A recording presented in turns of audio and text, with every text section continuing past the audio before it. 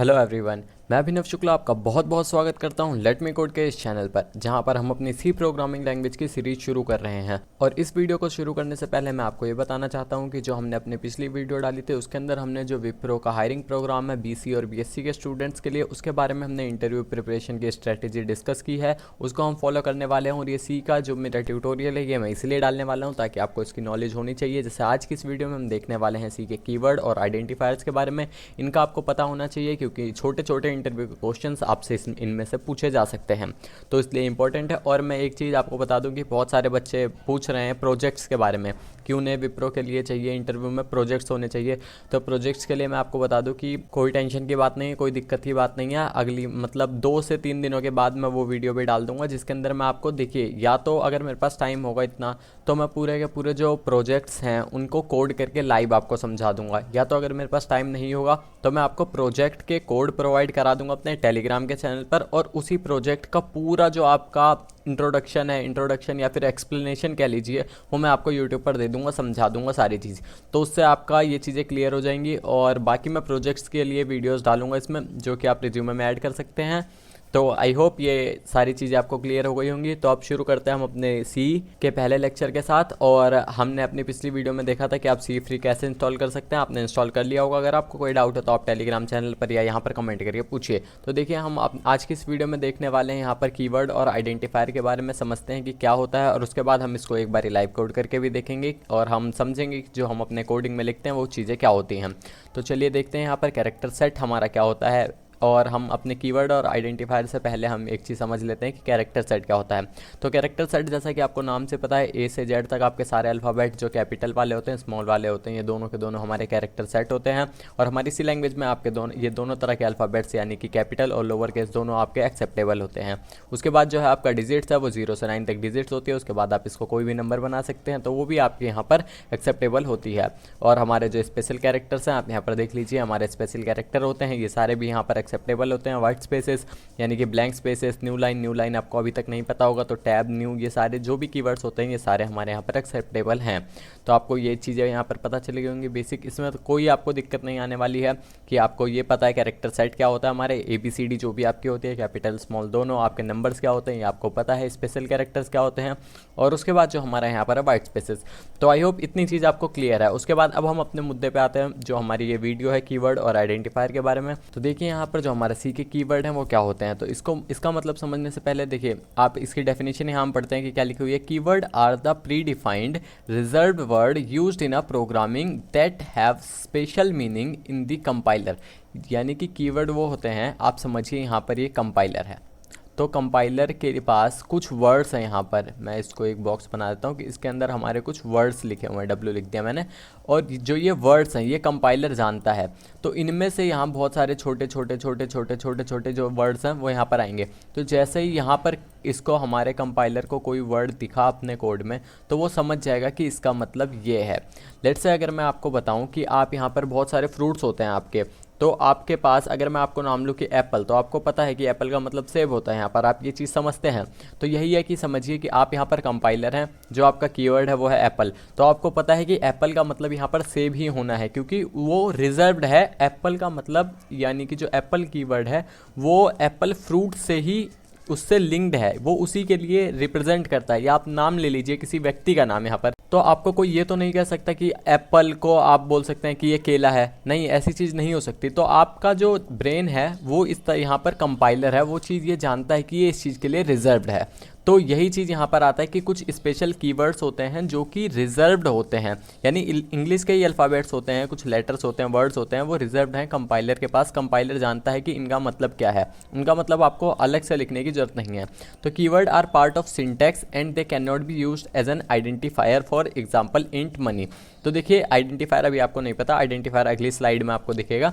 तो आप ये समझिए कि अभी तक आइडेंटिफायर के रूप में आप कीवर्ड को इस्तेमाल नहीं कर सकते। और कीवर्ड क्या होता है, लेट्स से यहाँ देखिए इंट मनी यहाँ पर लिखा हुआ है, तो जो ये इंट है ये यहाँ पर क्या है, कीवर्ड है, और ये मनी आइडेंटिफायर है। इसके बारे में हम अपनी अगली स्लाइड में बात करेंगे, लेकिन यहाँ पर इंट जो है ये क्या है, कीवर्ड है।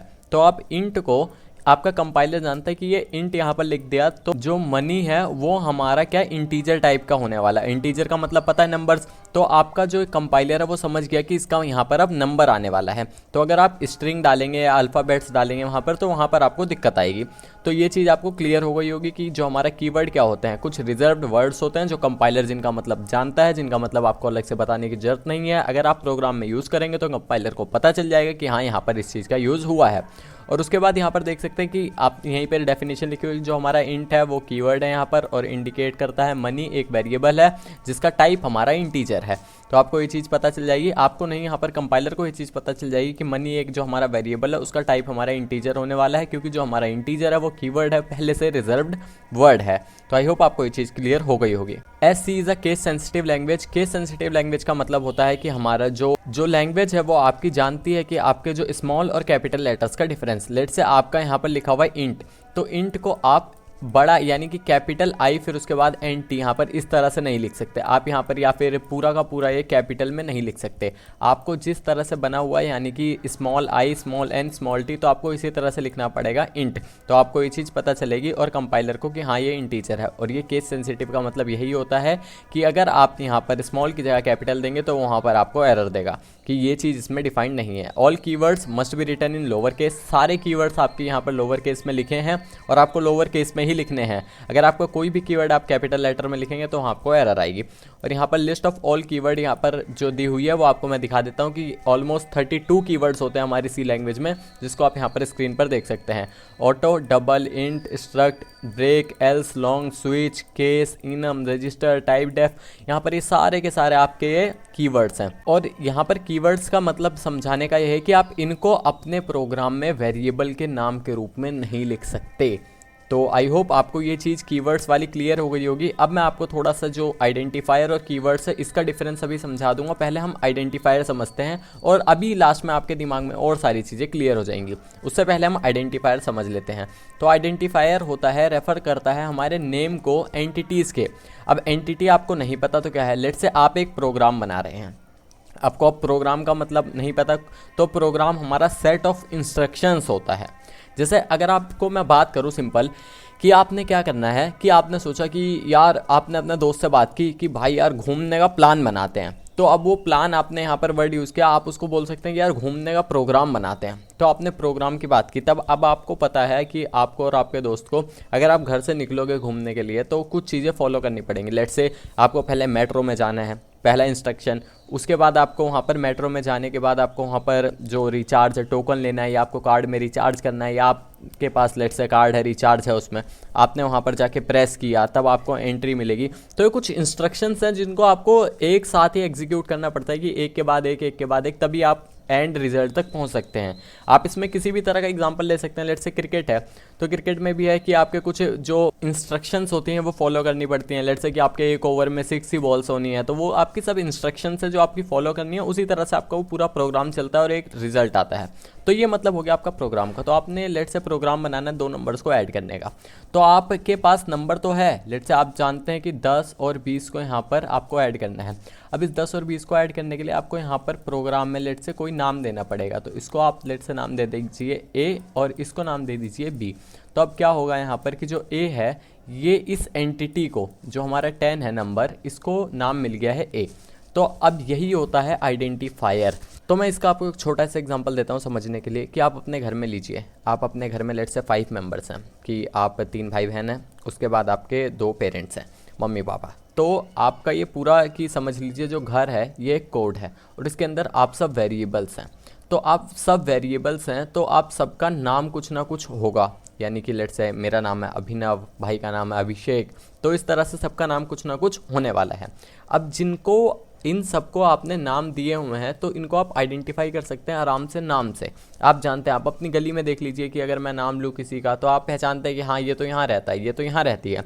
तो वही होता है आइडेंटिफाई करने के लिए कि यूनिकली आपके प्रोग्राम में है तो वो आपके आइडेंटिफायर्स होते हैं कि कीवर्ड्स, तो वो आपके आइडेंटिफायर्स होते हैं वेरिएबल्स और फंक्शंस के नाम। वेरिएबल ले लीजिए, फंक्शन ले लीजिए, स्ट्रक्चर ले लीजिए, तो इन सब के नाम ही आपके क्या होते हैं आइडेंटिफायर। अभी आपको फंक्शंस, स्ट्रक्चर, वेरिएबल्स नहीं पता, कोई दिक्कत नहीं है, लेकिन इनके नाम यूनिकली जो भी हम प्रोग्राम में यूज़ करते हैं तो उनके नाम जो होते हैं तो वही हमारे आइडेंटिफायर होते हैं। अब identifier must be unique, identifier unique होने चाहिए, क्योंकि आप देख लीजिए कि अगर आपके घर में सेम नाम के दो लोग हैं, लेट्स से अभिनव नाम के दो लोग हैं, तो आपके पापा ने पीछे से आवाज़ दी अभिनव, तो दोनों आ जाएंगे वहाँ पर। तो अब यहाँ पर क्या होगा कि लेट से आपके पापा ने बोला कि अभिनव मैं तुम्हें 100 रुपये देना चाहता हूँ, तो 100 रुपये उन्होंने दे दिए। अब यहाँ पर लड़ाई होगी कौन से अभिनव को देना चाहते हैं। अब पापा तो स्पेसिफाई कर सकते हैं कि हाँ मैं चलो यहाँ दे देता हूँ, इसे देता हूँ, या 50-50 देता हूँ, लेकिन कंपाइलर तो ये चीज़ नहीं कर सकता ना। इसीलिए वहाँ पर एक ही नाम यानी कि यूनिक होना चाहिए, ताकि जब भी आपका जो प्रोग्राम है, कंपाइलर है, उसको एग्जीक्यूट करे तो उसे पता रहे हाँ ये अलग चीज़ है, ये अलग चीज़ है, वरना वहाँ पर आपको एरर आएगी। तो है कि they are created to give a unique name and to an entity to identify during the execution of the program. For example, मैंने आपको एक चीज़ बताई कि जब आपका प्रोग्राम एग्जीक्यूट होता है तभी उसको हर एंटिटी को एक यूनिक नाम होता है उसको आइडेंटिफाई करने के लिए। उसके बाद है कि जैसे int money, double account balance, तो मैंने इंट मनी का एग्जाम्पल दिया कि हमारा इंट है वो कीवर्ड है, डबल है कीवर्ड है, लेकिन जो इसके साथ वेरिएबल यूज़ हुआ है मनी और यहाँ पर अकाउंट बैलेंस, ये क्या है, यहाँ पर ये आपका आइडेंटिफायर है। तो आपका ये मनी वेरिएबल को डिनोट करता है, आपको पता चल जाएगा ये कि आपका मनी वेरिएबल है, इसके अंदर कुछ वैल्यू होगी तो उसको ये डिनोट करता है आपको, तो ये चीज़ पता चल जाएगी। Here money and account balance are identifier. तो आई होप आपको ये चीज़ अब क्लियर हो गई होगी।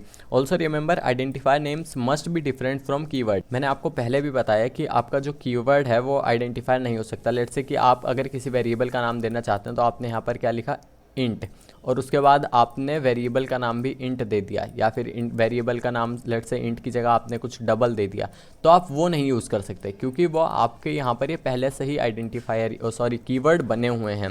तो आप उन कीवर्ड्स को आइडेंटिफायर के रूप में यूज़ नहीं कर सकते, वहाँ पर कंपाइलर आपको एरर देगा। तो आई होप आप इस चीज़ के साथ बिल्कुल क्लियर होंगे आप कि आइडेंटिफायर और कीवर्ड्स क्या होते हैं, हम इनको कैसे यूज़ करते हैं। तो अब कुछ हमारे रूल्स हैं आइडेंटिफायर बनाने के लिए। तो क्या है कि आपका जो वैलिड होता है उसमें आप अपर केस, लोअर केस और डिजिट्स का यूज़ कर सकते हैं, अंडरस्कोर का यूज़ कर सकते हैं। फिर है कि जो आपका आइडेंटिफायर उसका पहला नाम हमेशा शुरू होना चाहिए या तो किसी न किसी अल्फ़ाबेट से, कैरेक्टर से, या तो फिर आपका अंडरस्कोर से शुरू होना चाहिए। उसके बाद है you can not use keyword like int, while etcetera as your identifier. तो मैंने आपको बताया आप आइडेंटिफायर में कीवर्ड्स यूज़ नहीं कर सकते। There is no rule on how long an identifier can be, यानी कि आपके आइडेंटिफायर का नाम कितना लंबा होना चाहिए इसके लिए ऊपर कोई नाम नहीं है, लेकिन आप इसको जितना यूनिक यानी कि छोटा से छोटा रख सकें आप समझने के लिए, उतना ईजी रहेगा आपको बार बार लिखने में। तो आई होप आपको ये पॉइंट भी क्लियर होगा। उसके बाद है you can choose any name as an identifier if you follow the above rule above, however give meaningful names to identifier that make sense. तो आपको यहाँ पर है कि आप कोई भी नाम लिख सकते हो अपने जो कीवर्ड्स आइडेंटिफायर हैं उनका, और आप ये रूल फॉलो करते होने चाहिए उनमें कि आप कोई कीवर्ड का यूज़ ना करें, आप किसी नंबर से अपने वेरिएबल का या आइडेंटिफायर का नाम शुरू ना करें। और ये एक प्रो टिप है कि आप क्या करें कि अपने प्रोग्राम में नाम वही दें जो एकदम सेंस करता हो, यानी कि इस प्रोग्राम से रिलेटेबल हो। तो वो मैं आपको बताऊंगा किस तरह से। तो आई होप इतनी चीज़ क्लियर हो गई होगी। तो अब इसके बाद हम चलते हैं अपने सी फ्री पर, और उसके बाद हम यहाँ पर एक प्रोग्राम लिख के देखते हैं और कुछ और नई चीज़ें हम समझते हैं वहाँ पर। तो अब चलते हैं हम अपने सी फ्री की स्क्रीन पर। तो अब हम अपनी सी फ्री की स्क्रीन पर आ चुके हैं। तो यहाँ पर हम अपना एक प्रोग्राम लिखने वाले हैं। तो इस प्रोग्राम के अंदर हम क्या चीज़ लिखेंगे, कुछ चीज़ें समझेंगे कि क्या है। तो जो मैंने आपका यानी कि जो पिछली वीडियो बनाई थी जिसमें हमने इंस्टॉल किया था उसमें मैंने एक कोड लिखा था हेलो वर्ल्ड का, तो पहले उसको समझते हैं। तो हमें यहाँ पर लिखना होगा हैश इंक्लूड, और ये मैं समझाता हूँ कि क्यों लिखते हैं, stdio.h, और उसके बाद यहाँ पर हम लिखेंगे अभी मैं आपको पहले एक एक लाइन से समझा देता हूँ, या मैं पहले पूरा का पूरा कोड लिख देता हूँ। उसके बाद मैं लिखता हूँ इंट मेन, और यहाँ पर मैं इसमें लेट से प्रिंट एफ यूज़ कर देता हूँ खाली एक, उसके बाद मैं यहाँ कर देता हूँ हेलो वर्ड। अब ये चीज़ आपको पहले मैं समझाता हूँ कि ये क्या है। जो हमारा हैज़ इंक्लूड stdio.h है, इसका मतलब होता है स्टैंडर्ड इनपुट आउटपुट लाइब्रेरी। तो यहाँ पर लेट्स से अगर आप किसी ऐसी लैंग्वेज के बैकग्राउंड से आ रहे हैं, लेट्स से पाइथन या फिर जावा, जिसमें आप पैकेजेस या फिर लाइब्रेरीज़ को इंपोर्ट करते हैं, तो आपको पता होगा कि ये हमारे प्री डिफाइंड लाइब्रेरीज़ हैं। लेकिन आप अगर ऐसे किसी बैकग्राउंड से नहीं है, आपका फर्स्ट टाइम है प्रोग्रामिंग के साथ एक्सपीरियंस, तो आप इस चीज़ को समझिए कि ये एक लाइब्रेरीज़ होती हैं। अब लाइब्रेरीज़ क्या होती हैं, आप ये चीज़ समझिए कि लाइब्रेरी है वो किसी ना किसी जो पहले प्रोग्रामर है उसने वो कोई लाइब्रेरी के अंदर कोड बना के रख रखे हैं और उन्हीं कोड को हम यूज़ करते हैं। लेट्स से हम यहाँ पर ये printf फंक्शन यूज़ कर रहे हैं। अब ये printf फंक्शन आपका कहीं से ये अचानक से तो आया है नहीं, किसी ना किसी प्रोग्रामर ने इसका जो हमारा printf फंक्शन है इसको बनाया होगा, इसको लिखा होगा कि इस तरह से मैं ये फंक्शन लिखूँ ताकि ये डेटा डिस्प्ले हो सके।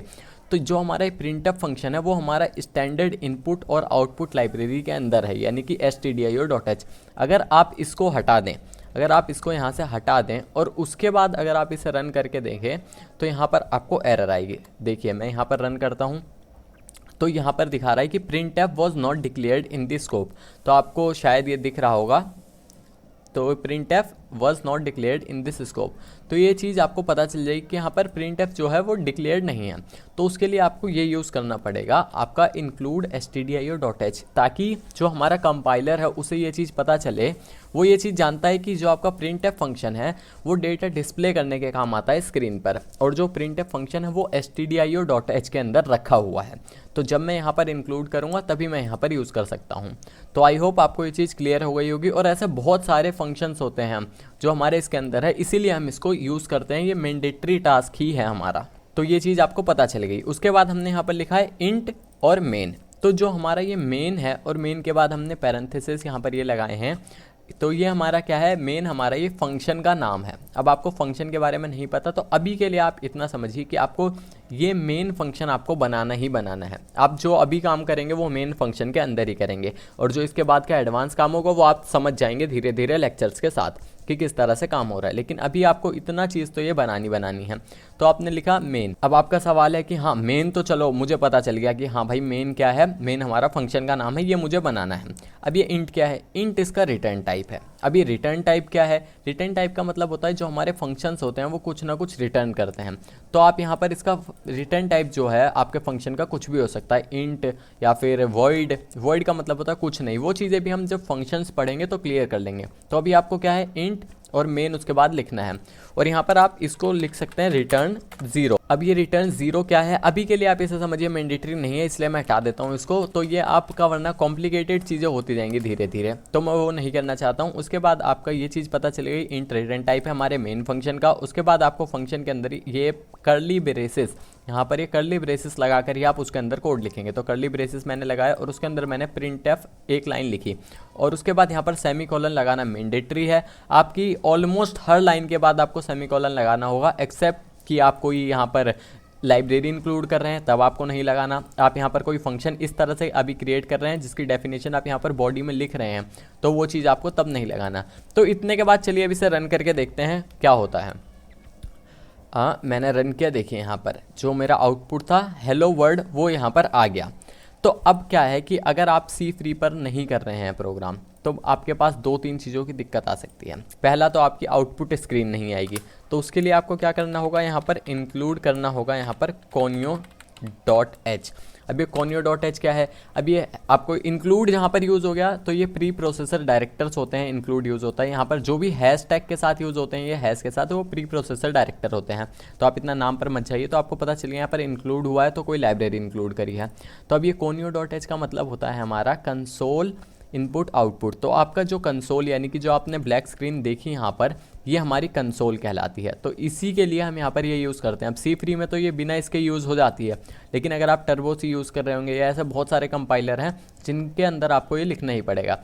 और कुछ में होता है कि आप जितनी बारी रन करेंगे, आपने यहाँ पर देखा कि क्या है कि हेलो वर्ड, उसके बाद मैं यहाँ पर इसको अगर काट के दोबारा रन करूँ तो क्या हुआ, सिर्फ एक ही बारी हेलो वर्ड, यानी कि हर बार ये रिफ्रेश हो रहा है। लेकिन अगर आप टर्बो C में यूज़ कर रहे हैं और किसी में, तो हो सकता है कि आपको यहाँ पर यूज़ करना पड़ेगा CLR तो आपको ये फंक्शन भी यहाँ पर यूज़ करना पड़ेगा। तो ये फंक्शन क्या करता है, आपको आपके प्रोग्राम में ये बताता है कि हर बारी स्क्रीन को क्लियर कर दो जो कंसोल वाली स्क्रीन है। तो यहाँ पर अगर आप इसे लगाएंगे तो ये आपको एरर देगा। तो C3 में आपको इसकी कोई ज़रूरत नहीं होती इसको लगाने की। तो और ये चीज़ आपको पता चली, और यहाँ पर देखिए आपको एरर मिली इससे, तो ये आपको नहीं लगाना। और उसके बाद आपका है कि आपने यहाँ पर कुछ ये लगाई, यानी कि conio.h भी लगाया कुछ कंपाइलर्स में। मैं C3 में बात नहीं कर रहा, C3 में तो ऐसा ही चलता है। आपने जैसे कोई और कंपाइलर है, या मैं टर्बो C का एग्जांपल ले, तो वहाँ पर आपकी आउटपुट स्क्रीन भी नहीं रुकती, उसके लिए आपको getch फंक्शन भी यहाँ पर कॉल करना होगा। आप getch फंक्शन लगाएंगे तो आपकी आउटपुट स्क्रीन रुकी रहेगी। लेट्स से अगर मैं आपको यहाँ बताऊँ कि मैंने अगर अपना इतना प्रोग्राम रन किया, तो ये आपकी जो कंसोल स्क्रीन है यहाँ पर देखिए रुकी हुई है, कोई इससे दिक्कत नहीं है। लेकिन अगर आप गेट ch फंक्शन टर्बो सी में नहीं लगाएंगे तो ये आपको स्क्रीन विजिबल नहीं होगी, आएगी तुरंत चली जाएगी। तो ये चीज़ आपको पता चल गया होगा, आपको बेसिक कोड पता चल गया होगा क्या है।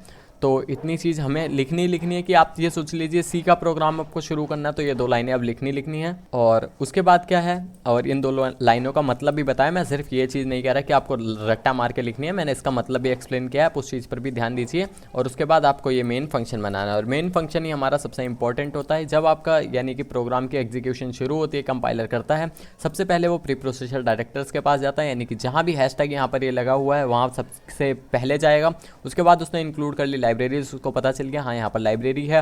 और आपका ये प्रिंट फंक्शन देखा तो उसने हाँ उसे पता चल गया stdio लाइब्रेरी से यूज़ हो रहा है, कोई दिक्कत नहीं है। और उसके बाद सबसे पहले इसके बाद आपका जो प्रोग्राम है वो एग्जीक्यूशन आपकी मेन फंक्शन पे ही आती है।